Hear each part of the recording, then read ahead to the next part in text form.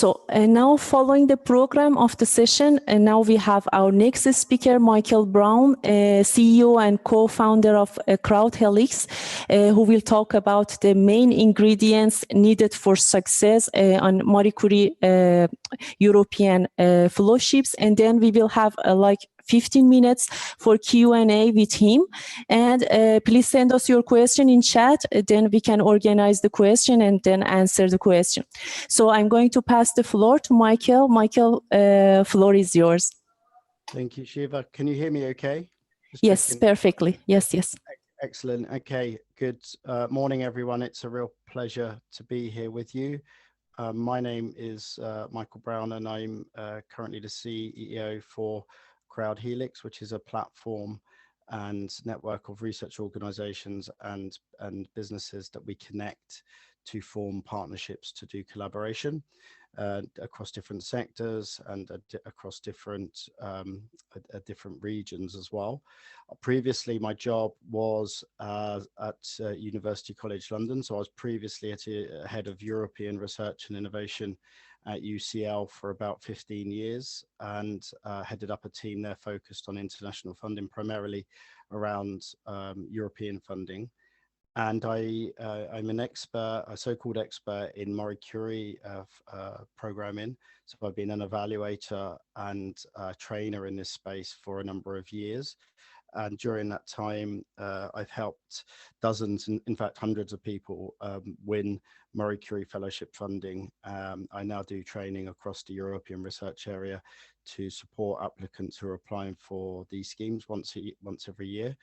And yeah, what I'm going to do today is really, so I'm scheduled to do a more detailed training workshop with you and your colleagues next month, and for that there will be a more detailed in-depth discussion and obviously slides to support that and materials and exercises as well. But given today is a more kind of a high level overview and introductory webinar on MarieCurie, I'll be sort of just sharing with you my initial thoughts on what you need to be doing, in my view, from an evaluator to be successful in this space, and perhaps to avoid some common pitfalls which I've seen many applicants do when applying for MarieCurie funding. So what I'm going to do is really just talk to you a bit about the scheme and trying to crucially get you to understand or have the right mindset when applying. What is this scheme all about? What does a typical successful applicant look like? Where do people sometimes get this wrong? So there's misunderstandings about how to write these applications with sometimes the wrong mindset. And then just going through, I'm going to go through some bits from the proposal template just to talk to you very clearly about what the expectations are for these, and just tips and bits of advice really on things that I would do in order to really give yourself the added value for the evaluation, because this is a very popular instrument. I think there's around about 10,000 applications per year, roughly, of which about 1,000 people get funded. So there's roughly about 10% success rate. So that means, it doesn't take a genius to work out, 9 out of 10 people applying are unsuccessful. So it's part of my job to try and make it so that those people who are applying have the best chances of success, and how best to approach the application process, and refining those proposals over and over between now and deadline day. And so in order to be successful, really, applicants need to be scoring in the 90s when it comes to percentages. So sometimes 90% isn't enough, probably 93, 94 is the kind of mark that you need. And what that means is that because that it's very high mark required in order to be successful, it also means there's not much room for mistake. It means that if you approach a certain area in the incorrect way or in the not optimum way, if you get half marks instead of full marks, then you're not going to be funded. You need to get really high marks throughout each section consistently in order to be successful. So I'll just go through with you what I consider to be the main points. But before I do that, what I would consider doing if you're applying for funding is looking at there's a document which is called the Guide for Applicants. This is online. It's a regular rolling document which you can get access to. I can share with you the link after today's seminar if you want to have a look at this, which it gives you all the documentation, including the proposal template.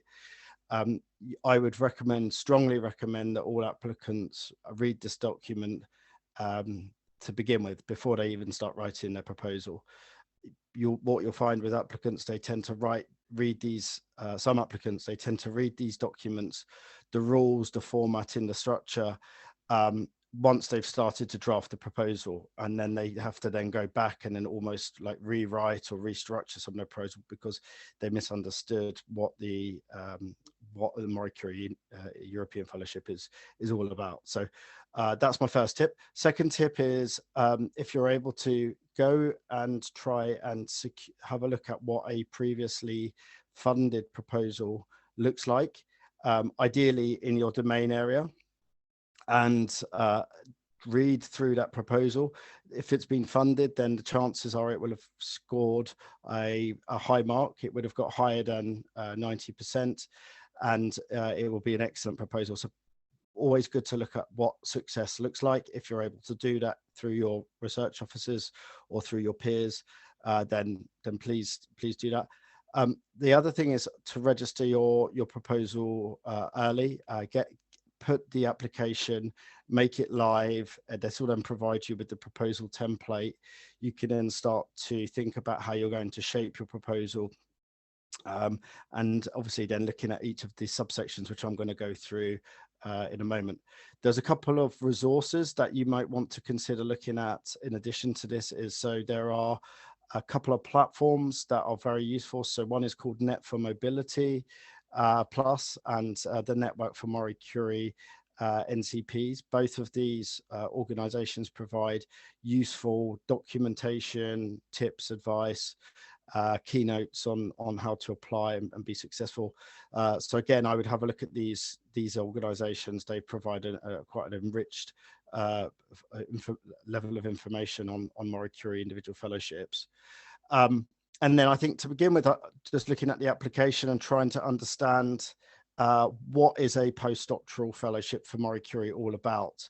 And I think fundamentally, the biggest challenge for an applicant when applying, in my view, is getting them to understand what is the purpose of this fellowship. What do the commission, what do they want to achieve from this program of grants? And quite frankly, it is a training and career development instrument. It is not an academic-led, scientifically led, like ERC type project where it's all about frontier research and it's all about, excellent science. Of course, you need to have an excellent and novel idea for sure, but this is not the bulk of the requirements when it comes to the evaluation. So some of you may be familiar with another scheme, which is called the European Research Council, which is very different to MarieCurie. ERC funding is more like 80% about the idea, the science, the scientific excellence, and then maybe 20% about the development, the training and career development. With MarieCurie, it's the opposite. With MarieCurie, it's about 20% about having an excellent idea, something that needs to be clearly state of the art and novel. It needs to also be interdisciplinary, and it needs to be able to demonstrate that this project is going to really accelerate your career. 20% around the science typically, but 80% of the proposal is really about career development and your own personal development. And I think it's really important to bear this in mind. You'll have academics, when they write their proposal, they will spend 3/4 of the proposal template going into the science, talking about their proposal, loads and loads of footnotes, and just basically they're digging far too deeply into it from a technical and scientific or academic perspective. And that won't get you funded. It's the proposal itself. You'll have the proposal template is broken down into 3 parts. So you'll have what's called excellence, which I'll go into in a little bit about how that looks, impact, and implementation, which is basically the management of the project. The excellence, if you look at excellence, this is 50% of the evaluation mark, but actually when in the excellence section, it's only one quarter of this, well, actually half of it, which if you include the methodology, which is focused on scientific excellence, which is focused on your idea, which is looking at things like state-of-the-art objectives and your methodology. So overall, really, when you look at the proposal, about 20-25% of the proposal is looking at your idea, your academic idea, your project from a novelty perspective. And then 75% roughly is looking at everything else. So the quality of the training, the knowledge, the transfer of knowledge, what impact is this going to have on you and your career? What impact is this project going to have on your sector and your discipline? How are you going to transfer this knowledge to other sectors, to other regions? And so this is a really important thing to bear in mind. Just when you start to shape your project, try not to get too bogged down in the academic idea side of it. Of course, it's important, it's crucial to have a novel idea, but the bulk of the mark and the focus of this instrument is about training and career development. So going into these areas, I'll talk a little bit about basically excellence, and then impact, and then implementation, and then we can do some questions if there are any. So when we're talking about writing the excellence section, there is a part in here at the beginning. You have to outline the state of the art of your project. Normally I would do about half a page, 3/4 of a page around this. So state of the art is basically showcasing or comparing what is out there at the moment in the marketplace, so to speak, and how is what you're proposing going beyond this? How is what you're proposing truly novel? And what you need to do here, my recommendation here is to also, when you make statements around state of the art, and you're making assumptions, I would also try to substantiate these with footnotes as well. So always good to back these parts up. And then the second part to this in section 1.1 is around writing objectives. What are the objectives of your project? And this is one of the, I think one of the biggest areas where what people get wrong when they're writing their proposals, because they don't really understand what the commission mean by objectives. So objectives are end points or end goals or outputs from the project. They are not methodologies. They are not investigating something, doing research into something. This is not an objective. That's a method. An objective is, what are you going to create? What is the outcome of your project? And normally you would have between maybe 3 to 5 objectives, clear objectives. And these really have to be tangible outputs. If you are vague about this, you will not get clear, you will not score well. You have to be ambitious, of course, and say, this is what I expect to achieve. This is what I'm going to create, produce, deliver on. And it has to be very clearly stated as endpoints for your project. And this is quite challenging for academics when they're writing their proposal, particularly if they're doing investigative research, because quite often they sometimes don't know what the outputs are going to be. They say, I want to research this area, and as we go through it, we'll see how we go. And then at the end of the project, it could be this or it could be that. But this is not going to get you marks from a MarieCurie perspective. You have to try to be focused and try to really pin yourself down to saying, actually, what are going to be the end points and end goals of this project? So that's the first part. The second part then is when you're moving on to the methodology section, is obviously then starting to describe the work that you are you're going to do very structurally and in a methodological way, and what you should be doing in this section ideally. So your project should be shaped with almost like building blocks, and your building blocks really ideally would be work packages. And so if you think of your project, normally it'll be broken down into maybe 5 or 7 different building blocks. One may be project management, the other might be around impact, but then you may have 3, 4, 5. These would be technical building blocks. And when you start to write your methodology section, each of these you should be given an overview of each of these building blocks and how they flow and intersect with each other. And then when you're writing this methodology section, you should really be referencing which work packages these relate to, and also linking back which objectives above which you've just highlighted, remember the end goals, which objectives do these relate to as well. So it's making it very clear to the evaluator that you have a clear method, a clear plan and structure for your project going forward. And by constantly linking up to your objectives and down into your work packages, will show consistency throughout. The other thing that you need to demonstrate is interdisciplinarity in your project. This is something that the Commission really want to see. They want to see different disciplines working together, ideally different sectors working together as well. They want to see academics working ideally with businesses or non-academic organizations. You have the opportunity to put in your application secondments.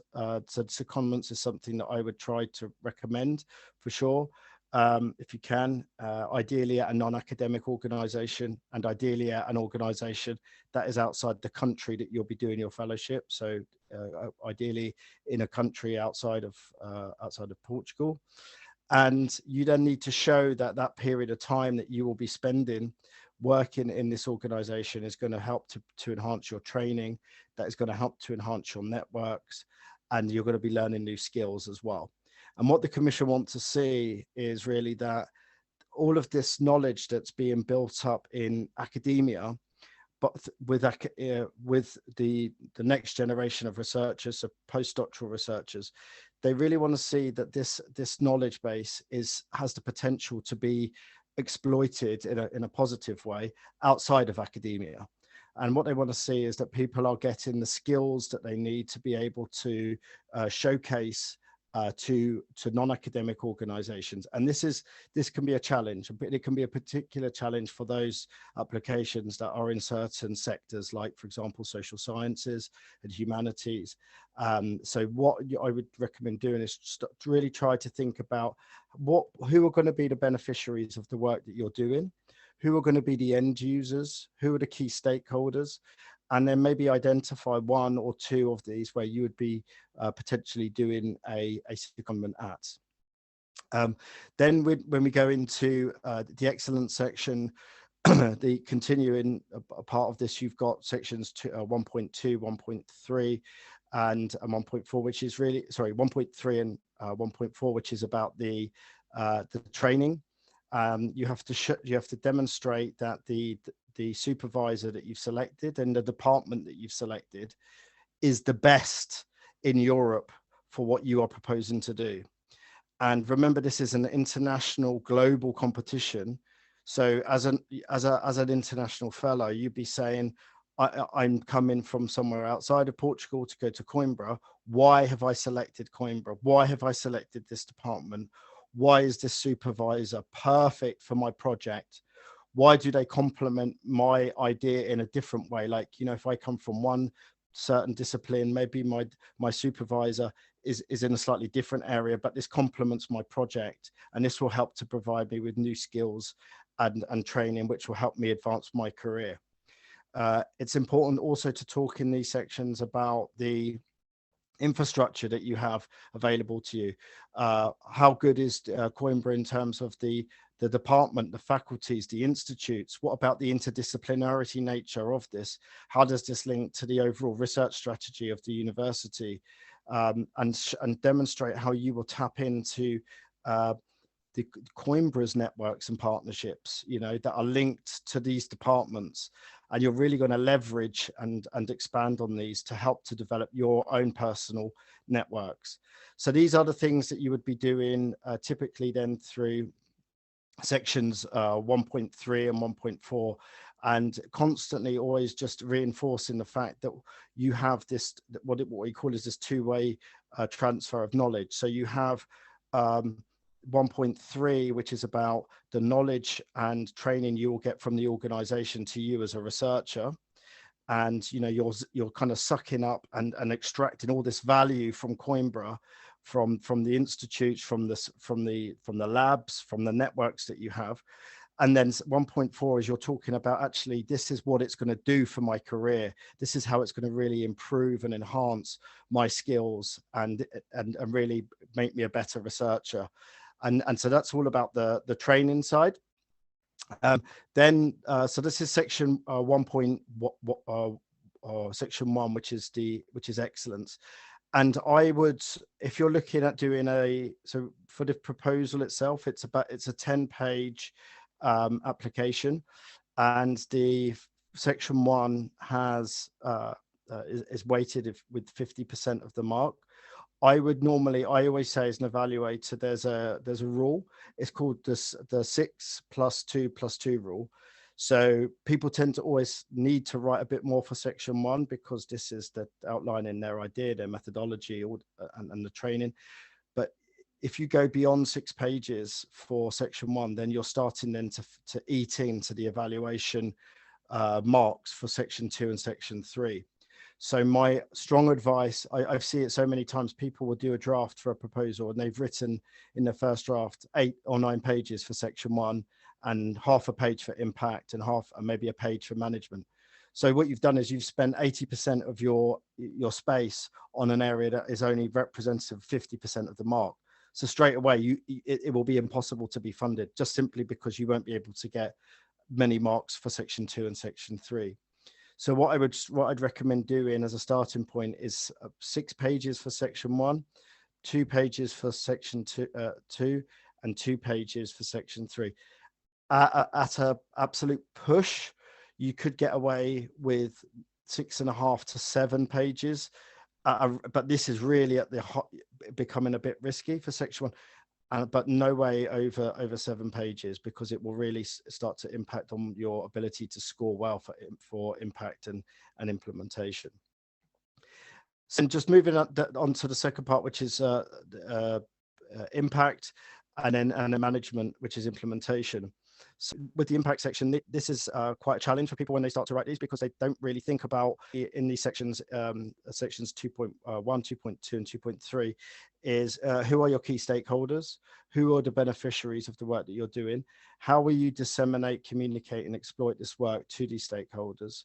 And what we mean by communication is like broad outreach, things like blogs, websites, open access publications. Dissemination is very much around targeted communication. So your target groups, the people who are really going to actually understand technically and benefit from the work that you're doing. And then exploitation, who are the people that are actually going to use and benefit from the work that you're doing. And you need to go through these lists in sections 2.2 and explain how you're going to do these activities. So by what means are you going to do that? And also, what impact is this going to have? And this is quite a challenge for academics for anyone to write, really, particularly scholars and academics. So the sooner you start to think about that, who are my stakeholders, who are going to benefit from the work I'm doing, and how am I going to get this work in front of them, either through a communication or a dissemination. And then moving on to the third part, which is around management.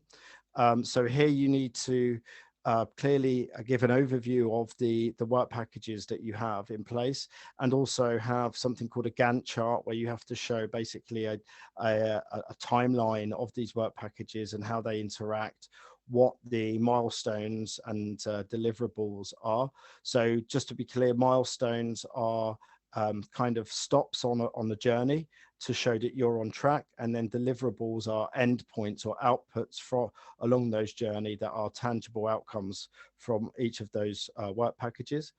One thing that I would recommend that you do when you start structuring and designing your proposal is having, obviously you'll have your technical work packages. Normally you would have maybe 3 or 4 of these, but then I would also have maybe 2, 3, or 4, possibly even 4 non-technical work packages. And so the non-technical work packages would be project management, maybe project and innovation management, depending on the type of the project. I would also have a work package on training. So I would specifically identify a chunk of work that is dedicated towards training and development. And within that, you would then be required to put an overview of what a career development plan would look like, and how Coimbra will be contributing to that, and possibly your secondment organizations as well. And then I would do something, maybe a potentially an additional a work package on something like around communication or dissemination, or like basically how are you communicating the work that you're doing in an impactful way, and having a chunk of work dedicated specifically to that. And then once you've started doing your work packages within that, at the end of the proposal, you then have to write a section, an extended section, basically about the capacity of the organization. Why is Coimbra your selected destination? And for that, you should be able to get some information from maybe your supervisor or from your research support team that can provide content on that. So this is like an overview, really, and a snapshot overview of the things to think about. If I was going to summarize my points to kind of make what are the most important, one is to think of MarieCurie, the MarieCurie program, an instrument as a training and career development instrument. It's not a scientific or like an ERC fellowship. It's all about career development, creating new skills to advance you as a researcher, as the next generation of whatever that may be. And then everything that you do in that proposal, when it comes to training, secondments, access to facilities, doing conferences, all these sorts of things are then feeding into that development side. And then basically trying to start your proposal as soon as possible. I know this is a very obvious and not very novel piece of advice, but I honestly see so many people rushing around with a couple of weeks to go, trying to refine their proposal. Honestly, with the bids that I've supported, I would say the successful ones start early, like 2 or 3 months early. And the revisions, the number of drafts needed are somewhere between 6 and 10 cycles of fine tuning. And if you think of it like, you need to score 95% to get funded, really.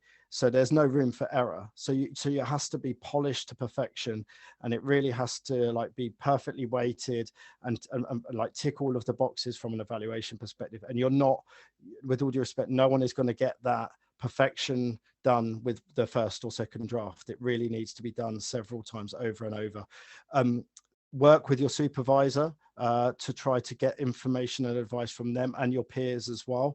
And obviously trying to proofread your proposal just to make sure that it all reads like perfectly and runs perfectly. So these are all of my sort of high level tips. As I said at the beginning, I'll be doing a more detailed workshop with slides, and I'll be going through actual showcasing to you examples from proposals which you might be able to take away and use. But yeah, these are my points for now, and I'd like to thank you for your time. I'm very happy to answer any questions should there be any. Thank you. Thank you, Michael. Thank you for your interesting talk, and also particularly useful tips that you shared with us. Now we are available like 10 minutes, 15 minutes to answer questions. Please, if we have any questions, share in chat, or you can turn on your microphone.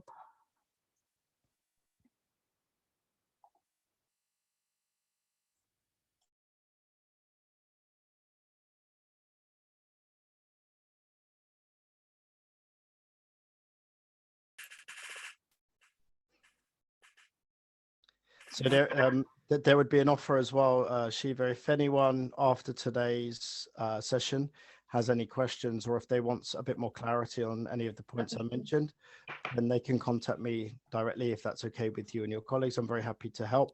Also, if people want to see a bit more information, like some examples of what I've gone through, you know, could you give me some examples of what some clear, this is stuff that I'll be doing next month anyway, when I go through the workshop. But if people want to see this now in advance, then please, if they contact me, I'd be very happy to share that with them. No Thank problem. you. Thank you, Michael. Thank you. Elsa Enrique has a question. Go ahead. Hi, thank you very much. It was very helpful presentation. I have one question, and that is regarding the CV of the applicant. So I assuming this is going to be assessed in the excellence part. Mm-hmm. Do you have an idea of how much it weighs within this excellent part? The CV of the applicant. Yeah, I mean, the evaluators will be looking at it. It's a cross-cutting area of evaluation, but the key parts are the proposal template sections 1, 2, and 3. The CV needs to be complementary to the project that you're doing, and if you need to demonstrate that you have, as an applicant, the potential to do the project that you're proposing as well. But I would say it's important. It needs to look professional for sure, but it's not the most important part. The most important part, without a doubt, is the sections that we've got, you know, the proposal template sections 1, 2, and 3.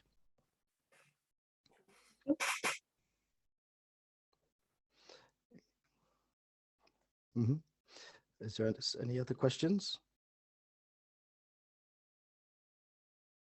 So shall I go through these, Shiva? Yeah, we have a question from Begona. I'm not sure about the name Begona, that he asked, or she asked, that please could you repeat the names of the platforms to check info on Marie Curie?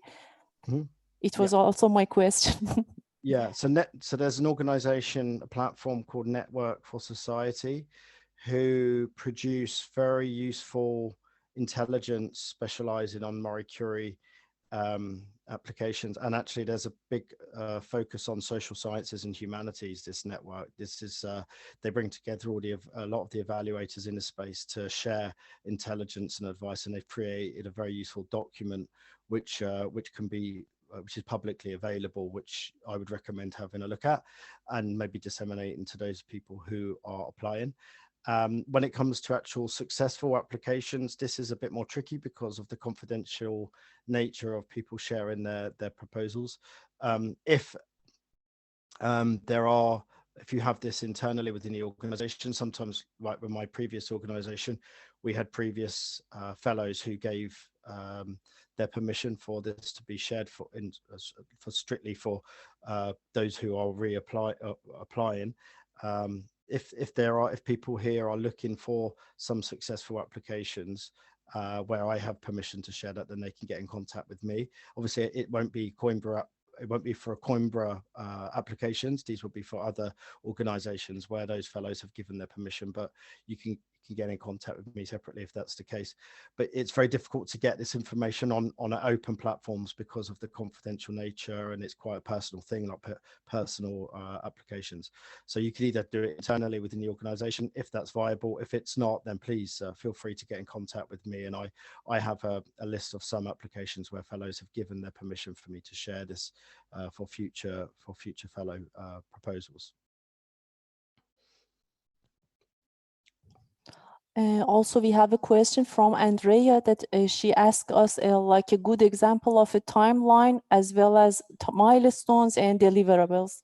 Yep. So now is a good time to start writing. You've got, so what's it now? It's 3 months, isn't it, really, to the deadline? I'd say that's about right. This is where a lot of people miss judge the amount of work involved because they think, oh, it's 10 pages. I can maybe do that in a couple of weeks, you know, and, you know, it's my CV and support and documentation. There doesn't have to be a financial budget because it's fixed by MarieCurie. It'll only take a few weeks to do. But I think in order, you might be able to do the proposal and submit it and maybe get, you know, a reasonable mark. But I think in order to be successful, I think thinking about the idea, having everything lined up, refining, polishing, getting peer review feedback, these things take like quite a bit of time. And I think in order to get the 95% mark that we would be aiming for, I think 3 months is 10 to 12 weeks is about normal timeline. And then you've got each fellowship is typically for 24 months. And then you would have, if you think of your work packages, each of these work packages will have deliverables, like outputs that you will be producing, maybe 1 or 2 per work package. And these will be chunks of work which you would say, right, this is now complete. So that's a deliverable. A milestone is a bit like, think of it as on a train line, and you have the certain stops on that train line, and you know you're going in the right direction, you know you're on track. So milestones are basically points along that timeline to ensure that everything is still running on time and are on track. So they're less output driven. It's more kind of just saying, oh, this is where we expect to be for this work package, we're on time. But then with deliverables, it's much more focused on actually what's this chunk of work that you've produced, and it's now complete. It's this, we now have these results, and it now feeds into these other results that we're looking to build, which will feed into our overall project results and objectives. Thank you, Michael. Yes. Can I ask a question? Yeah. I'm OCH. I'm connecting from the UK right now. My question is regarding interdisciplinary and supervision. Mm-hmm. So given an interdisciplinary project, say in arts and computer science, is it important to have an advisor in each field, or preferable to just have one? And also, if I'm planning a secondment period at a non-academic institution, is it also important to identify sort of a contact person that would also be overseeing in some way? Yes, I think it obviously depends on the composition of your project and what the balance looks like. Obviously, what your background is, how much of a, you know, if you're going into another discipline, what your background is in that area, for example. Sometimes, so what a good example would be, you know, you have and you see actually a lot of these projects being funded at the moment in the social sciences, is that they're coming from a social sciences or humanities background, and they now want to use technology to take their discipline into a different area. So you'll see in lots of like you know, arts and humanities projects being funded that are using things like machine learning and technology and new technology, new techniques around technology to advance their disciplines. And when you have that sort of mix, I think it's important to show how you're going to be supported in both of those areas. So it's okay to, although you have one supervisor, it's absolutely fine to say, oh, actually there's other experts in the organization who specialize in these areas who will also be available to support me and coach me and that absolutely, for sure. And it's the same also going out on these secondments as well, on the short stays.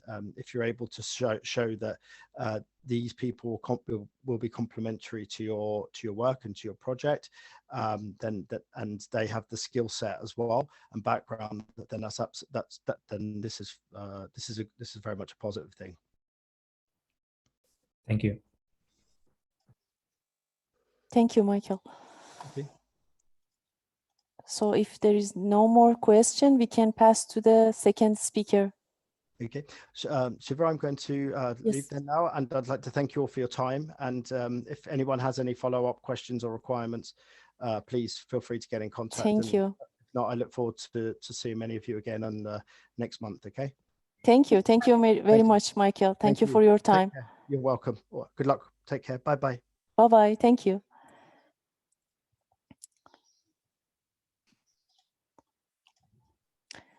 So now we have Olga Solovoka, a former Marie Curie Fellow from Center of Interdisciplinary Studies at University of Coimbra, who will talk about how to build your Marie Curie proposal around the two-way transfer.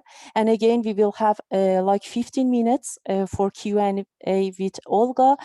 And please also, you can send us your question through chat. Also, you can turn on your microphone to ask your question.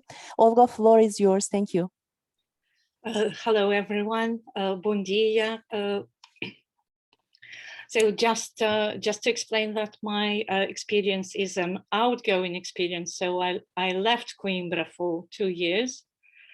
So I'm going to share, I would like to thank the organizers for the invitation and for this opportunity to share my experience of preparing the AMCA application. And in my presentation, I'm gonna take you through one particular point, which is a two-way transfer. And at the end of my presentation, I'll just show you some lessons learned from the applications.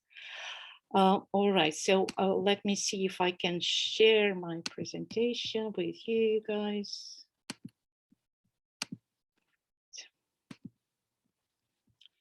So can you see my screen? Yes. Okay. Yes, perfectly. Thank you. Great. Olga, you switch off your camera. Is it? You want to switch off your camera? Yeah. Oh. Yeah. Okay. Yeah. Now you can see me as well, Yes. as well as my monitor.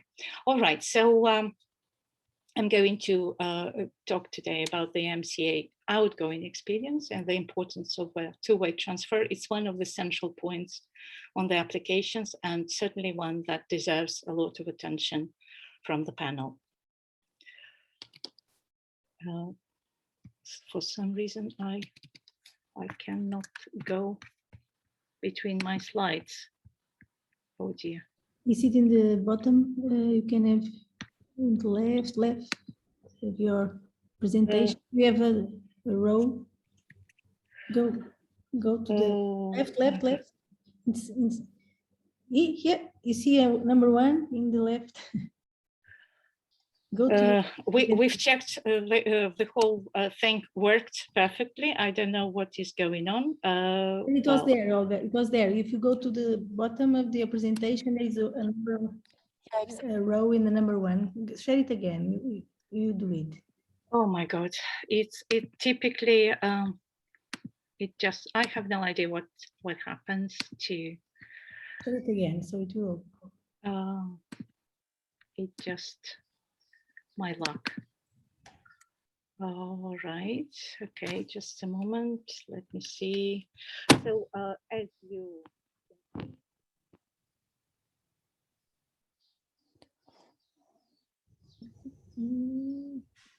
No, it happened something to your microphone. We don't hear you.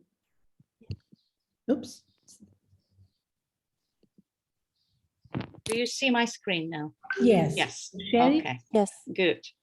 Now let's see if I can go through the slideshow. Can you see it? And Yes.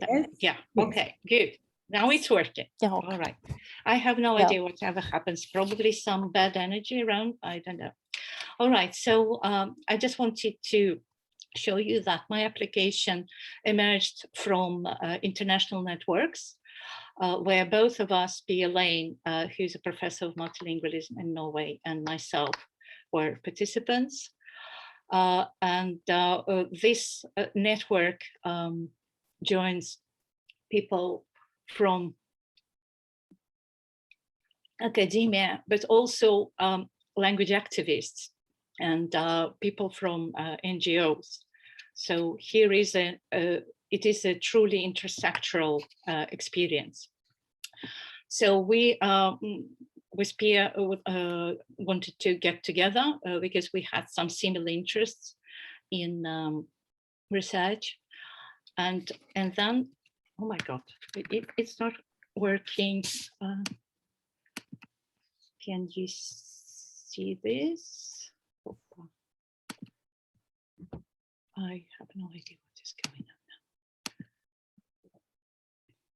now. Okay, now, yeah. Can you see my screen? I hope. Yes, yes. Okay, good. Sorry, it's becoming really irritating. Then you will have to scrape this from the recording. So this is how we had imagined the process, that Olga writes the project and then goes to Norway and for field work in the Arctic on the border between Russia and Norway. But then we started to really read the application and see what it looks like. And we quickly realized that it has three sections: excellence, impact, and implementation. And the research project per se weighs just 50% of the application. So I don't know, I cannot go. Can I present it like this? Yes, leave it like that. Leave it like that. I'll leave it like this then. I have no idea what's going on here. And this one should be deleted. Okay, so we needed to identify gaps in our experience, in our trajectory, in order to see how we can build the proposal. It works like a puzzle. So because first and foremost, it's a career development and training plan. It's not a research project. So next slide. So Pia has done research on a minority language in the High North. And she was proficient in nexus analysis, which has a really important historical dimension. It's a kind of ethnographic discourse analysis that takes into account life experiences and memories. She has lived in the border, in that particular border region between Norway, Finland, and Russia over here for most of her life. And she comes from a multilingual region, and her interest was in the multilingual region. So the focus was on multilingualism, not just one language. But she needed someone who would speak Russian and a linguist with a linguistic expertise. And that was me. Russian speaker with extensive experience with biographical methods, like linguistic landscapes and biographical workshops, which helped strengthen the nexus analysis, you see, because this is a historical dimension. And I have done some research on language and migration. But that's how we come together. And then we had to show how multilingual the center comes into play. Okay, so we met at the University of Oslo then for the masterclass, which happened in May. And it was very, very important because it helped create the flow. It was at the same time a space of training because we have gone through the application, all the particular potential candidates. And also we were able to meet successful candidates for the particular different centers. And we actually physically went to the center and met the administration and the management, the research support. And we had some time together with the supervisor and with the potential colleagues. And it was really, really important because we could collect as much information as possible to start building our presentation. Okay, so I'll have to go like this. I'm sorry about this. So this is how my research project was called. It was called New Speakers and the Use of Russian in Northern Norway. So you see it rises straightly from the New Speakers network because it refers to it. And then it explains why this Center for Multilingualism in Society across the lifespan was the hosting institution. Because this is the research center that was that looks into multilingualism. It answers questions what being a multilingual means, why we need to study it across the lifespan, and it looks at different languages in individuals, in communication between individuals, and in society overall. And you see, in my project objectives, this is what I had wanted to see. So it matches. Can you see the match? So I wanted to see who are the new speakers, in what ways being able to use Russian has changed their life trajectories. I wanted to analyze discourses. I wanted to get together with different NGOs on site, look into multilingual practices. And for the European Commission, I think, especially given the current geopolitical situation, they were particularly interested in this dimension of my analysis, that was peaceful borderland and neighborhood, what lessons can be learned and how they can be transferred to other borderlands. Okay, and this is how it looked in the actual applications. Can you see my slide? Please tell me. Yes, yes. Okay. So this is an actual quote from my application. People had asked to share applications. This is confidential information, but this is a little fragment from it. So at the time, that was 2017, it was 1.9, training and two-way transfer of knowledge and skills. So the quality and appropriateness of the training and the two-way transfer of knowledge and skills between the experienced researcher, that was me, and the host will be further ensured through the individual researcher's career development plan through phases. So establish common interest, goals and background, identify strengths and areas to improve, and formulate specific and realistic goals with milestones and criteria. Oh, hoje eu tô indo para Lisboa, hein? Fazer o que em Lisboa? Porque eu tenho que trabalhar na casa do Conrado. I can hear Ernest speaking. Meeting's agenda and type of feedback will be negotiated. Progress will be assessed, evaluating advances, drawbacks and concerns in the type of skills and knowledge obtained. At the final review, terms may be renegotiated for future contacts. The plan will be guided, monitored, and evaluated by the supervisor while being shaped in the research dialogue with other researchers and multilingual. This is actually the point Omar was asking about. So at MarieCurie, within the MarieCurie program, you can you need to identify one supervisor, but the one who will be responsible for your actual supervision at the center, the hosting institution. But you're welcome to identify other researchers at the same research institution with whom you will be able to have your dialogue and training, which is even more important. And during short visits also. So in practical terms, to ensure the quality, I indicated the, or rather we indicated the concrete tool, the concrete document, career development plan, you see? So it was not just something, some abstract reflection. And to ensure appropriateness, there you have three stages. All right, so this is also how it looked on the application. So in terms of research training, career and self-development and funding, how the exchange is going to happen. This is what I was going to give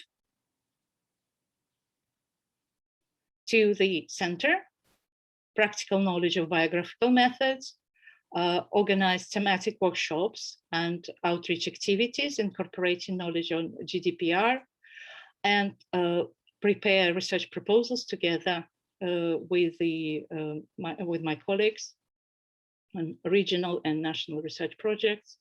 And this is what I was getting from Multilink, from the research center that hosted my application. You see hands-on training on methods and mentoring program in gender issues, because it's a very important ingredient of successful application.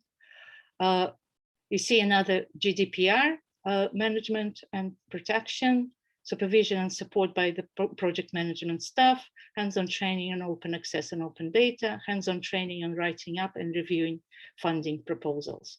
So this is how it looked in the application. In practical terms, it meant that these were the skills that I would have been able to acquire through this application. So multidisciplinary expertise in different disciplines, intersectional experience, because when I went to the fieldwork, I got in touch with NGOs, schools, mass media, and social media, and transferable skills are wildly important. And then you needed to show where these things, all of these things would fit in the research project, in the implementation part, in work packages. So now moving on to general tips. So writing up process took up around 4 months. And the last month was just crazy. I had to rewrite my application 3 or 4 times because I had been getting assistance and feedback, constant feedback from reviewers. There was a hired reviewer by the center, but also I asked colleagues to see my application, and the supervisor also actually, we wrote together quite a few sections. And speaking about interdisciplinarity, my husband is a physicist, so and I'm a linguist, so I had to convince physicists that my application is actually feasible. Okay, it's not an easy task. In terms of language, I bet everyone is telling you this, but please, please, please keep language as simple and as real as possible. Avoid the jargon, because we cannot expect that the panel will be specialists in the same area. In terms of CV,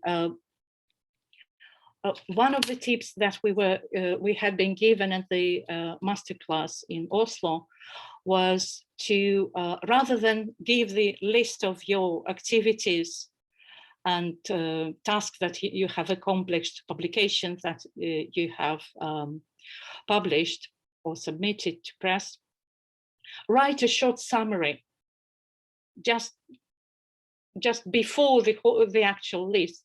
Write a short summary presenting yourself, and it really helps the evaluators because they can react instantly to this, and you can state the advantages of your personal trajectory for this program, but also you can be modest or critical or self-critical and indicate some challenges that your CV, something that is missing in your personal trajectory. Actually, I did include this in my CV, so if you are interested, I'm happy to share with you. But it is optional, and it should be absolutely carefully worded, because you don't want the panel just to grab the opportunity and and the application loses some points because of this. So there is always room for improvement, but you have to be realistic. And a couple of do's and don'ts: be sound. It has to be solid, no evident mistakes in logic. It has to be feasible, doable, not too grand. It has to be impactful, interesting, influential, but something that can be done in 2 or 3 years. You have to appeal to the panel, so your application needs to stand out. So do apply visualization. So graphs, tables are welcome. Stay flexible, be prepared to rewrite several times. It has to be perfect, and just stay focused. Never stray away from the guideline, and never, ever, ever leave things till the last moment. Especially this applies to Gantt chart, to CV and submission, of course, because platform may fail. Well, as you see, I'm not really, I'm challenged, electronically challenged, so we can say. So things were not working, so I needed more time than probably others to submit my applications. Do not underestimate the risks. And actually, you're asked to state the risks you're taking and how, and come up with a contingency plan. Do not lose track of the guidelines. Read them really carefully. Use them as the structure of your proposal. Do not be stubborn. Well, I mentioned that. Be prepared to rewrite things, and do not be hard on yourself. This is also very important. Never give up, but also do not forget to take breaks and to go take a walk, to see a good film, to share some laughs with your friends. It is very, very important for your mental health and for the success of your proposal. So I would like to wish you good luck, lycka till, удачи. And I'll stop sharing my presentation, and so sorry for all the technical trouble I have given you. Thank you, Olga. Thank you for sharing your experience with us. So if you have any question, now we have OCH, I don't know the name. You can ask your question, please. Oh, I'm sorry. I was just virtually trying to clap. I know it's still a hand, but sorry about that. It was just to say that it was very, very helpful to see actual examples of the actual application. So thank you. Thank you, Omar. I think we have some work ahead together, I hope.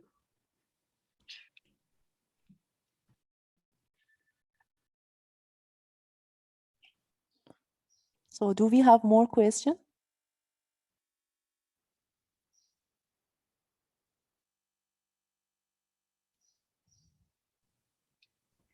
Maybe I can ask one question. At which point, so you already, there's this partner in research and work, Pia, that you already knew before starting to apply to the MSCA. At which points did the light go on and you said, oh yeah, I should actually apply for an MSCA and pursue this work with this partner and build this, use this opportunity as a training and career development opportunity? When was the moment when you realized that that was the path that you needed to pursue? Well, it's a very easy question for me to actually to answer, because I had received most of my training here in Coimbra, and I was looking for some mobility. So I really needed, I knew, I had known that, I had realized that I needed to go somewhere outside of Coimbra, outside of Portugal, to have some more experiences. And I had contacts in the UK, and I had contacts in Finland. And then just in a conversation, Pia mentioned that she needed someone who spoke Russian for her project, because she was heading a research group on globalization in the North, and Russian is one of the languages that is spoken there. So she needed the expertise, and I needed to move. So matchmaking is easy. And then, well, when you have met the person, you realize that you will be able to work together. This is also very important. I know that not everyone has this privilege, going somewhere, and they may have met the person virtually, but not physically, especially nowadays in the COVID times. But yeah, if you have that perfect match, then just go forward. Thank you.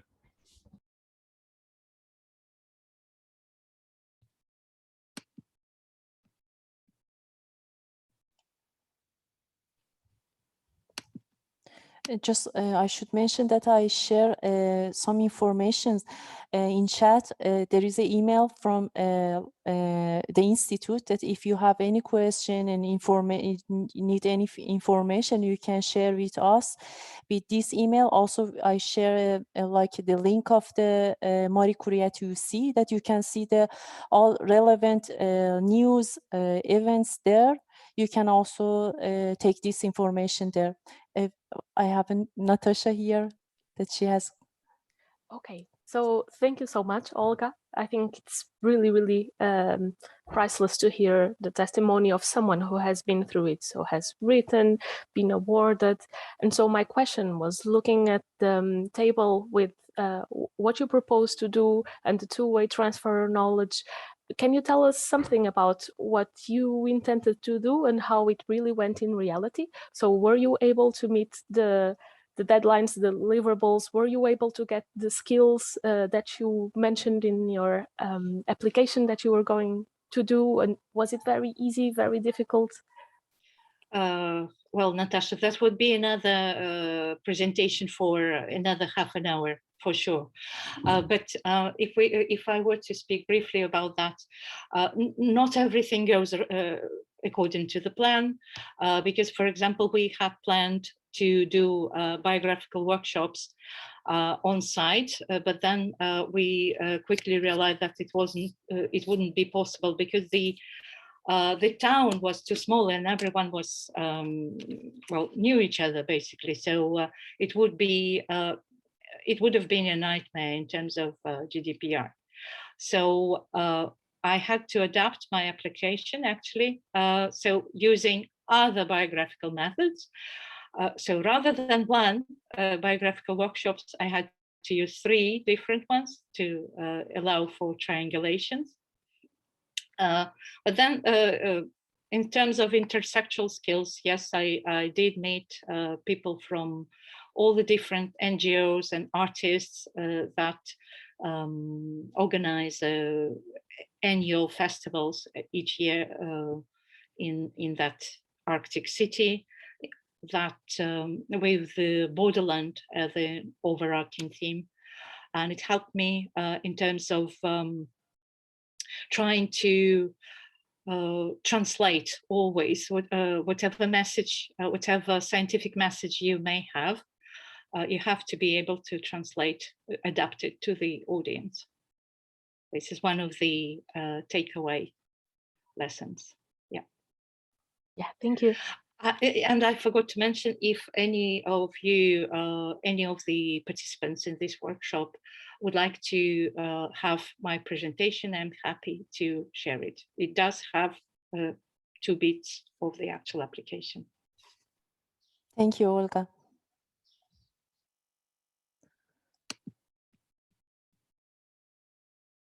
So we just have another question in chat, Olga, like from Idir.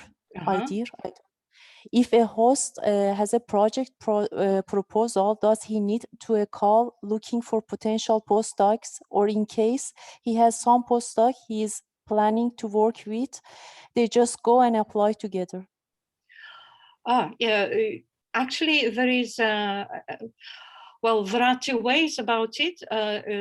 As far as I know, the organization may participate in an MCA, Maria Skłodowska-Curie action, but in a different program that is for institutions.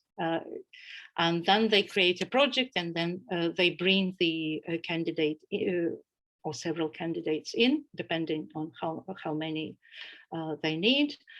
Or, like you say, another scenario is that they have some postdoc he's planning to work with, they just go and apply together. This is practically what happened in my case.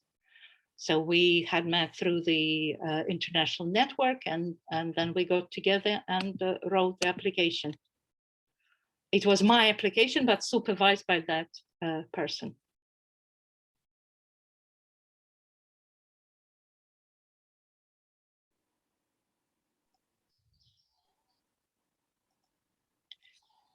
I hope, thank you, Edith, for your question. I hope I have managed to answer it.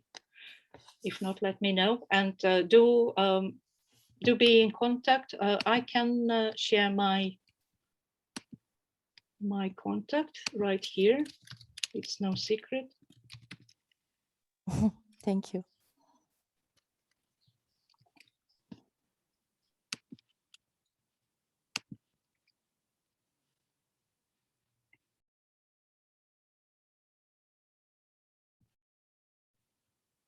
I hope you can see it in the chat, right? But yeah, remember, in your case, you will be coming to Coimbra, so please try to obtain as many information about your hosting research institution as possible before coming and before writing the application. Yeah, exactly. Thank you. Thank you. So if we don't have more questions, we can close the session. Yeah, and if there's more questions. So, but I'd like also to say thank you all for your interest and for choosing the University of Coimbra to come. So, and I hope we have a lot of applications and a lot of success. So, yeah. Thank you all. Thank you all for participation, especially Olga, for sharing your experience. Thank you for having me, and for bearing up with me.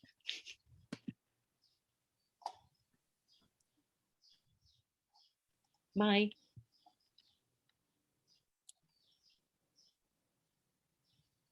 Good luck, everyone, and start writing.